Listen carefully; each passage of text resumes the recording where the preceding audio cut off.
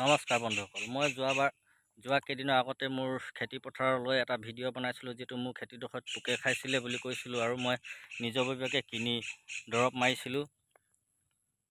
আজি আকৌ মই দৰৱ মাৰিবলৈ আগলাইছোঁ আৰু মোৰ এই ফেচবুকত দিয়া ভিডিঅ'টো চাই জিলা কৃষি বিষয়া কাৰ্যালয়ৰ পৰা, ডিব্ৰুগড় জিলাৰ কৃষি বিষয়া কাৰ্যালয়ৰ পৰা গ্ৰাম সেৱক আৰু এডিঅ' ছাৰ আহি নিজে মোৰ এই খেতি পথাৰডৰা প্ৰত্যক্ষ কৰে আৰু তেওঁলোকে মোক ঔষধ দি যায়।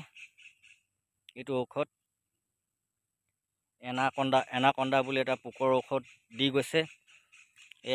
মই তাকে আজি স্প্ৰে কৰিব লৈছোঁ ধানখিনিত। তেওঁলোকক মই ধন্যবাদ দিব বিচাৰিছোঁ এই ভিডিঅ'ৰ মাধ্যমৰ যোগেদি, যিহেতু মোৰ এটা ফেচবুক ভিডিঅ' চাই তেওঁলোকে মোৰ কাষ চাপিলেহি। মই ধন্যবাদ দিব বিচাৰিছোঁ অসম চৰকাৰৰ কৃষি বিষয়াক, কৃষি বিভাগক।